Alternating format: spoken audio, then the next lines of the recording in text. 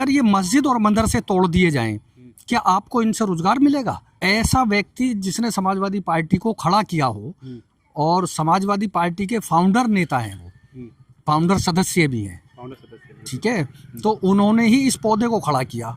आज जब उनका साथ देने की नौबत आई तो समाजवादी पार्टी ने अपने आपे को पीछे हटा लिया। नमस्कार, आप देख रहे हैं लाइव टीवी इंडिया और मैं आपके साथ जुनेद अंसारी और बातचीत करेंगे जिस तरीके से रामपुर पहुंचे समाजवादी पार्टी के वरिष्ठ नेता शिवपाल यादव और वहां जाकर उन्होंने कह दिया कि आजम खान को गृह मंत्री बनाएंगे। इसका तोड़ करते हुए सूबे के मुख्यमंत्री योगी आदित्यनाथ ने कहा है कि उस आजम खान को वो गृह मंत्री बनाने की बात करते हैं जिन्होंने ऐसी यूनिवर्सिटी जिनके नाम से बनाई है वो आज़ादी के खिलाफ थे और जो देश का बंटवारा हुआ है उसके समर्थक थे। तो हमारे साथ हाजी आरिफ अली हैं जो MIM के प्रदेश सचिव भी हैं और पूर्व चेयरमैन भी हैं। यहाँ से बातचीत करेंगे। सर, पहले तो बहुत बहुत स्वागत है आपका। देखिए, लाइव इंडिया में बहुत बहुत स्वागत है। आप लोगों का एहसान है कि आपने इतना कीमती समय दिया। जहाँ तक माननीय मुख्यमंत्री जी की बात है, उन्होंने कहा है मोहम्मद अली के लिए, जो मोहम्मद अली जौहरी यूनिवर्सिटी बनाई है आजम खान साहब ने, उसके लिए उन्होंने कहा कि वो लोग विभाजन कराने वाले थे, जिनके नाम से बनाई, जौहर अली को बोला, जिनके नाम से बनाई है। तो मैं आपको ये बता दूं कि मोहम्मद अली जौहर जो थे वो बहुत बड़े देशभक्त थे और उन्होंने आज़ादी में हिस्सा लिया। उनकी जो वालदा थी उनको बी अम्मा के नाम से जाना जाता था। उन्होंने देश आज़ाद कराने में बहुत बड़ी भूमिका निभाई। उनके भाई भी देश आज़ाद कराने में शहीद हुए। तो ऐसा नहीं है, देखिए वो स्वतंत्रता सेनानी थे और बहुत बड़े योद्धा थे। देश को उन्होंने बहुत सहयोग किया है आज़ादी में। तो हमारे माननीय मुख्यमंत्री जी को इस तरह का बयान नहीं देना चाहिए। ये बयान उनका बहुत ही निंदनीय है। गृह मंत्री बना देंगे आजम खान को अब समाजवादी पार्टी, कैसे देखते हैं? देखिए, समाजवादी पार्टी अब उन्हें गृह मंत्री बनाए या मुख्यमंत्री बनाए, अब समाजवादी पार्टी के हाथ में सत्ता आने वाली नहीं है।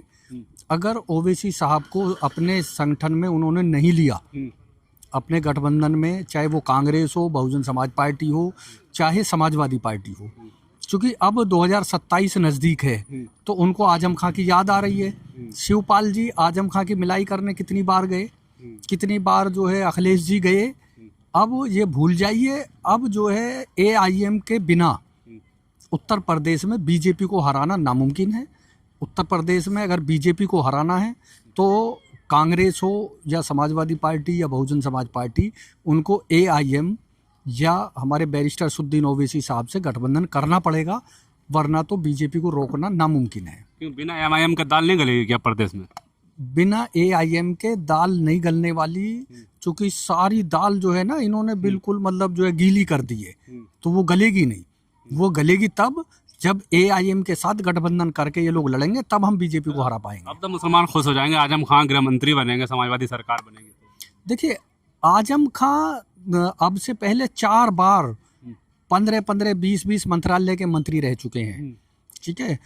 ऐसा व्यक्ति जिसने समाजवादी पार्टी को खड़ा किया हो और समाजवादी पार्टी के फाउंडर नेता हैं, वो फाउंडर सदस्य भी हैं, ठीक है, तो उन्होंने ही इस पौधे को खड़ा किया। आज जब उनका साथ देने की नौबत आई तो समाजवादी पार्टी ने अपने आपे को पीछे हटा लिया। पूरा देश जानता, पूरा प्रदेश जानता है कि आजम खां के साथ क्या क्या जुल्म हुए। समाजवादी पार्टी कभी नहीं बोली उनके जुल्म पे। अभी जौहर यूनिवर्सिटी को बिल्डोजर से तोड़ने की बात कही जा रही है, उस पर भी समाजवादी पार्टी चुप है। तो मैं सभी अपने उत्तर प्रदेश के मुसलमान भाइयों से ये कहना चाहता हूँ कि जो समाजवादी पार्टी माननीय आजम खां साहब की नहीं हुई तो वो हमारी या आपकी क्या होगी।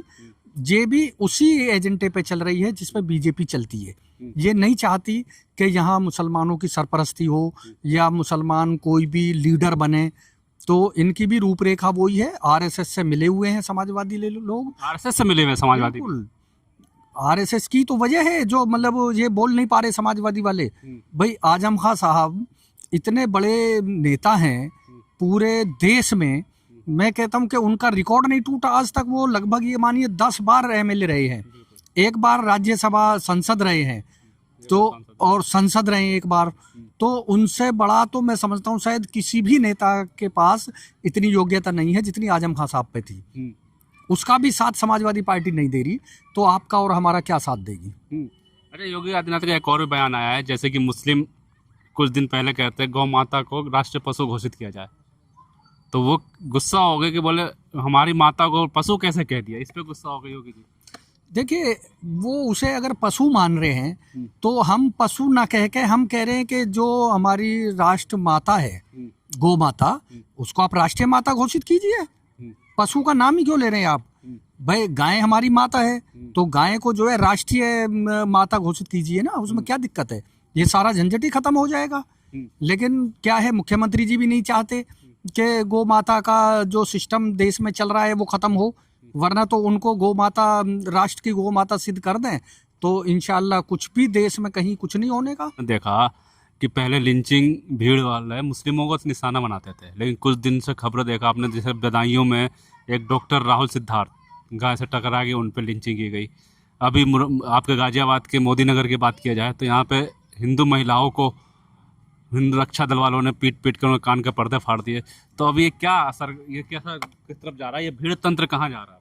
देखिए, ये सब हमारे देश के नौजवानों को, युवाओं को सोचना चाहिए, क्योंकि बीजेपी जो है उसके पास कोई विकास का मुद्दा नहीं है। जैसे अब 2027 में चुनाव आने वाला है या 2024 में चुनाव हुआ, 2022 में हुआ, 19 में हुआ, बीजेपी के पास कोई भी विकास का मुद्दा नहीं है जिसे लेके वो जनता के बीच जाए। उनके पास मुद्दे हैं उग्रवाद के, उनके पास मुद्दे हैं मंदिर और मस्जिद के, उनके पास मुद्दे हैं हिंदुस्तान और पाकिस्तान के। उनके पास कोई ऐसा मुद्दा नहीं है। मैं हिंदुस्तान के नौजवानों से ये पूछना चाहता हूँ कि अगर ये मस्जिद और मदरसे तोड़ दिए जाएं, क्या आपको इनसे रोजगार मिलेगा? कितने लोगों को रोजगार मिला है? कितनी मस्जिद और मदरसे तोड़े हैं, दरगाहें तोड़ी हैं सरकार ने। तो मैं ये पूछना चाहता हूँ कितने बेरोजगार लोगों को रोजगार मिला है उससे? रोजगार तो नहीं मिला, सड़कों पर उतर के लाठी जरूर मिली, जंतर मंतर पर में देखा होगा। तो ऐसे विकास से क्या फायदा है? जब सरकार के लोगों से बात करते हैं विकास की तो वो बात करते हैं हिंदू मुसलमान की, वो बात करते हैं हिंदुस्तान पाकिस्तान की। हमें बात करनी चाहिए अपने देश के उन नौजवानों की जो बेरोजगार हैं। अभी आपने देखा जंतर मंतर पे कितने बेरोजगार लोगों ने मतलब जो है वहाँ पे धरना प्रदर्शन दिया। हमें बात करनी चाहिए, मान लो नीट का एग्जाम बार बार लीक हो रहा है, किसी भी चीज़ का एग्जाम लीक हो जाता, क्या मतलब है उसका? लगभग 80 या 90 बार जो है एग्जाम लीक हो गए हैं जब से ये सरकार बनी है। ऐसा कभी नहीं हुआ देश में।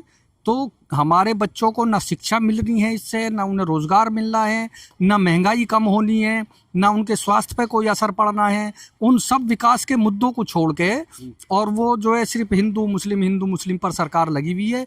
नौजवानों को ये सोचना होगा, ऐसी सरकार को हटाना होगा। लेकिन आप प्रदेश सचिव, क्या रणनीति रहेगी एमआईएम की उत्तर प्रदेश में 2027 से? और जो गृह मंत्री का जो बात की आजम खान को, तो कितना असर पड़ेगा आपके पार्टी को इस चुनाव में? हमारी पार्टी पे कोई असर नहीं पड़ेगा। हमारी पार्टी के लोग बड़ी बेदर्दी के साथ और बेसब्री के साथ इस इंतजार में हैं कि कब चुनाव आए और हम समाजवादी पार्टी को झटका दें, कांग्रेस को झटका दें। जितनी सेकुलर पार्टियां हैं जो सेकुलर होने का ढोंग करती हैं और मुसलमानों का साथ नहीं देती, जगह जगह मुसलमानों के खिलाफ मॉब लिंचिंग होती है, मुसलमानों पर अत्याचार होते हैं, उनकी मस्जिदों को मदरसों को तोड़ा जाता है, तो उसमें कोई भी सेकुलर पार्टी उनका साथ नहीं देती।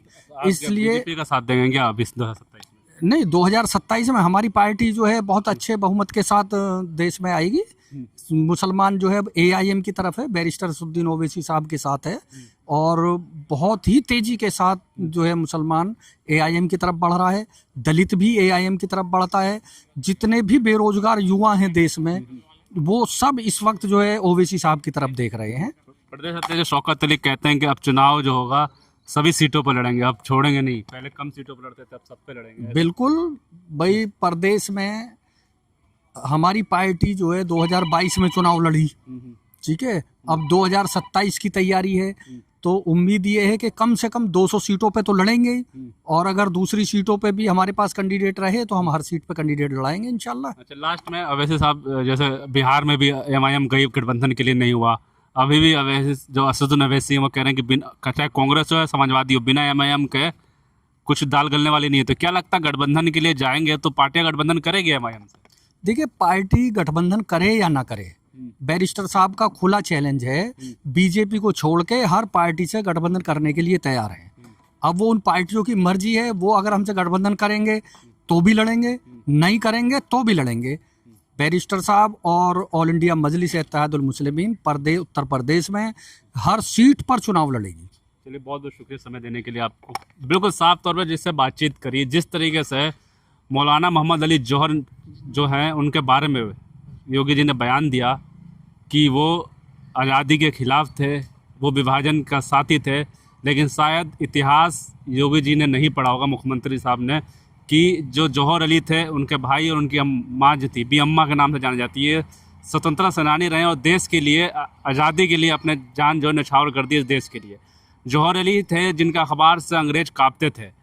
और दूसरी बात जो बातचीत की हमने कि गृह मंत्री जब आजम खान को बनाया जाएगा तो इससे एमआईएम को कितना फ़र्क पड़ेगा, तो साफ तौर पे इन्होंने कहा कि एमआईएम पूरी तरीके से तैयार है और मुसलमान अब उनके बहकावे में नहीं आएगा, मुसलमान एमआईएम के साथ है। लेकिन है या नहीं है तो आने वाला वक्त ही बताएगा। तब तक के लिए धन्यवाद।